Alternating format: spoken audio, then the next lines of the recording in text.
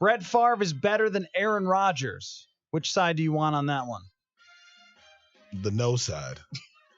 Okay, so Brett Favre is not better than Aaron Rodgers. No. That's what you want to argue Good. for. All right, how many seconds do you have? 22. 22 seconds. Go ahead. Go. Don't go over. Interception ratio, Aaron Rodgers versus Brett Favre. Mistake-free football, 15. Aaron Rodgers. Terrible, sloppy, ugly football 10. by Brett Favre. Huge risk taker. Strong outcomes sometimes. More efficient quarterback by far. Aaron Rodgers. This is Rodgers' world now, and we're all just living in it in Green Bay. All right. I have 15 seconds. Yep. Interception ratios in the year 2019, much different than in 1996. 3-time MVP. And if you give me one guy to make one drive and one big throw, I am taking the GOAT arm, Brett Favre. I'm agreeing with caller here. I'm taking Brett Favre in any moment. Are you kidding? Yeah. No, I'm not. I love Brett Brett Favre. Favre's not better than Aaron Rodgers. But you didn't Aaron make the Rodgers case is good a enough little in too 22 cautious. seconds. Come on. Stop it. All right, so that is the 2-minute drill. Hopefully we can do this every day because it's always fun and we can touch on some interesting topics. Do you want to talk more about Favre and Rodgers? And then I want to ask you about Delvin Cook. What? I would take Favre over Rodgers. Right now? Well, first of all, the statistics are such a problem with quarterbacks. Go look at John Elway's stats. Like, this guy couldn't be a backup, but he's not playing in the circumstances. And with Favre, 3-time MVP, and when he has a 95 or 99 quarterback rating, the rest of the league had like a 75. He was dominating to the same level or higher than Aaron Rodgers was, but he was taking more risk. I do think it's a little bit of a misnomer, though. At his best, he's throwing somewhere between 14 and 17, and then he has pop-up years, especially when he was old. If we're going to talk about the 2005 Brett Favre that throws 29 picks as really Brett Favre, because I think of it as the 96 through 90 or 94 through 96 Favre that's winning the MVP, or 95 through 97, where he's leading the league in yards, he's leading the league in touchdowns, he's way up there in quarterback rating. And I'll tell you the other thing too, is Favre has this ability to have everybody behind him and care about him and love him and want to win for him that I would take in my locker room a lot over Aaron Rodgers, who doesn't have that same thing. I disagree with that. I mean, like, Brett Favre certainly was a likable guy. I don't know that Aaron Rodgers hasn't been. I think Aaron Rodgers is supported by his team and community, and they're just different dudes. You know, Brett Favre is an old country boy. That's not Aaron Rodgers. So I disagree with that point. I will also say that, first off, give one of those MVPs back to Barry Sanders. It was his alone, and he deserved it and should have had it. I also think if we're going to talk about eras, how many quarterbacks has Aaron Rodgers been up against in terms of greatness who are going to retire as a top 10 quarterback all time? I mean, you put Breeze and Manning and Brady and all these other guys he's competing against. To me, it's a lot of the how many championships would Karl Malone have had if he hadn't played in the era with Michael Jordan? How many championships would some of the other great players in that era have had if they hadn't been up against the greatest of all time? I don't think Favre played with guys who were at the same caliber, so I think there was a better opportunity to stand out. I think Favre was a great quarterback, but I certainly think Aaron Rodgers in a world without Brady and Breeze and Manning and some of these guys who are going to go down, that is just Hall of Famers. They're going to retire as some of the greatest of all time, maybe the top 3, 4, 5 quarterbacks of all time. Aaron Rodgers would look a lot different in terms of that competition pool. Yeah. I mean, I think it's fair to look at this era of quarterbacks and say it's pretty hard to beat your Mannings and pretty hard to beat your Tom Brady's and so forth. But with Rodgers, he would often get that team to be there in the conversation, almost over the top, and then not over the top, which is a lot of Brett Favre's career. And in the NFC, is the competition quarterbacks in the NFC really the same as your AFC, where it's Manning and Roethlisberger and Brady year after year after year? I mean, I think there were plenty of opportunities for Rodgers to go deeper, and that's not to say Rodgers trash or something like that. It's just to say that they both kind of dealt with that, where they would get them so far and not always get over the top, and they did once, which makes them immortals in the game. And they dominated statistically. They dominated from visually, that they were both incredibly fun to watch. If I'm just giving a slight edge to a guy, it always ends up being on Favre's heart a little bit. What does that mean? I don't know what that means. What it means is that I just would have more, if I was his teammate, love for Favre and belief in Favre if I was on the field with him, even though I know he has that capability to throw the big pick. But I would rather have him throw the big pick because he was trying too hard for us than Aaron Rodgers throw it out of bounds because he just didn't want to throw an interception. And the interception ratio is great, but it's also kind of bogus because a lot of interceptions, there's been studies on this, a lot of them that Favre threw are Hail Marys. They're launching the ball down the field. Some were costly in playoff games, for sure. But throwing interceptions, it's a thing that we put a ton of weight onto with quarterback rating, and I don't know if we should. But this is about the oversaturation of statistics in this era, right? The problem is you can find a metric that supports your argument in any case, and that to me is the challenge here. Because you can compartmentalize any specific metric and go, hey, interceptions don't mean as much. Hey, this doesn't mean as much. I think collectively when we're talking about greatness, efficiency has to be a factor in how we measure Brett Favre. Brett Favre, to me, is the Kobe Bryant of quarterbacks in the NFL.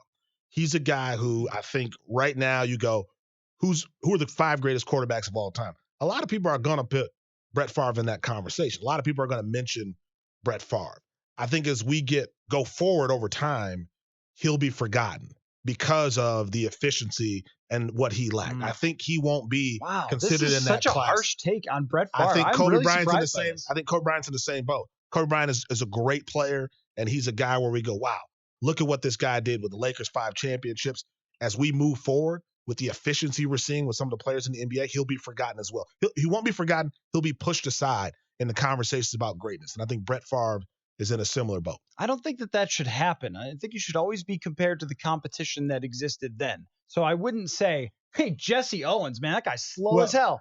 Look at you. Look at Usain Bolt. He'd run right by him. That's the same thing because I have this up right here.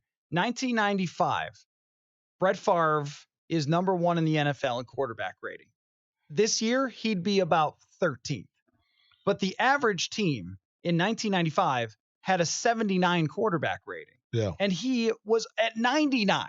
He was dominating the game in the same way that it was being dominated by Rodgers, in the same way that Michael Jordan hitting all those mid-range jumpers was dominating the game. But today, of course, they'd be 3-pointers. Are we going to say, Jordan, throw away my shoes, man? He was shooting mid-range jumpers. Screw him. No, but that's the same kind of argument with Favre and all the interceptions. I just think it's like way overstated. He was annihilating the competition. Well, again, if we're going to bring up Michael Jordan actually stands the test of time. Michael Jordan, in terms of who he was as a clutch performer, like that's why Michael Jordan still gets all this love, even from the analytics guys, is because what he did in terms of being an efficient performer, that still matters and that still holds up. I believe he still is the greatest the most efficient fourth quarter player in the playoffs of all time. You know, you're never going to take that away from MJ. I think Brett Favre is a great quarterback, right? So I'm not saying he's not, but I do think we can nitpick wherever we want. Like you and I can go back and forth in hours and talk about this. So was Brett Favre making passes to players who were matched up against 6'3" corners who could run 4.5s, 4.4s? Probably not. Were the guys coming off the edge running 4.6, 250 pounds? So there are a lot of things that we could do to say, was the game a tougher experience for a Brett Favre versus an Aaron Rodgers? For me, I think the efficiency element matters a lot when it comes to Aaron Rodgers. And I think playing in this modern era is actually more difficult because of the athleticism on the field. We've never seen the NFL with these kind of athletes on every single position. And that's what Aaron Rodgers is up against versus Brett Favre. Well, 2 things on that. I would look at it differently in terms of this era, which I think is the easiest to play quarterback that has ever existed. They can't hit you. They can't touch your wide receivers. Say the same thing about LeBron, right?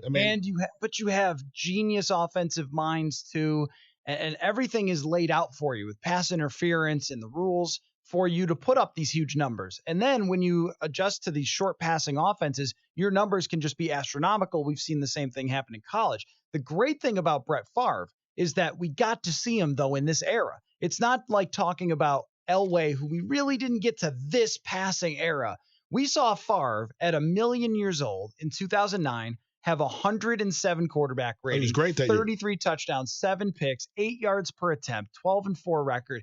We got to see him play with the modern rules, with the modern athleticism for the most part, and he annihilated the competition, and of course threw a pick at the very end.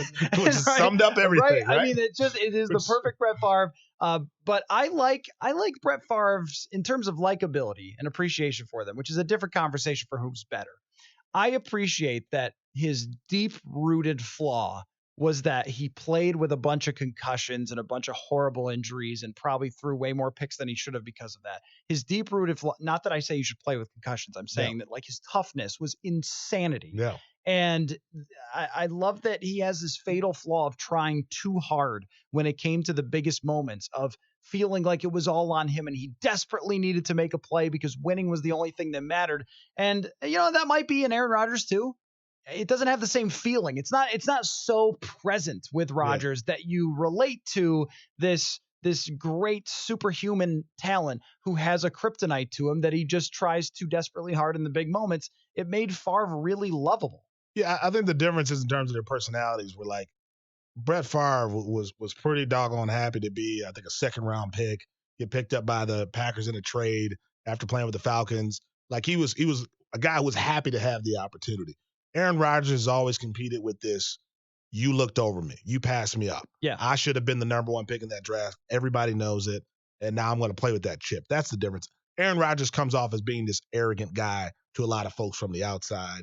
I think that's the difference as well. He's dated celebrities. Like he's on State Farm commercials. Brett Favre was doing Wrangler jeans commercials. So I think there were a lot of people who thought Brett was sort of this blue-collar guy versus Aaron Rodgers being a bit Hollywood. So that affects perception as well. But they have no problem with Tom Brady being as Hollywood as anybody. They seem to like that. So we're just so selective. And the problem why a lot of these arguments never make sense is because we have too much information, and we can go back and forth in terms of trying to determine what's the more valuable metric in determining greatness. Yeah. Well, I think that there are a lot of good ways to look over it statistically, and then you combine that with how did you feel about that player? And I agree that it's always a moving target when it comes to, how could any of us be not hypocritical when we're making our opinions about who we like and who do we not like? I mean, with Brett Favre, I'm just saying what's great about him is that he choked all the time. And then like, well, what will you think if Kirk throws the last interception? Like, oh, wait, I'll be slamming this glass again like I was last year. So there is a bit of that. And with Favre, his joy for playing the game probably made him relatable, even if you were a Vikings fan, where you thought, I want him to beat the heck out of that guy, but it's really impossible to dislike someone who plays with that level of joy. And when you see Rodgers look over to the sideline, he's got this big, pouty face, and it's just, I didn't want that play call or something. It just like doesn't have the same feeling. You can't relate to that guy. And there's some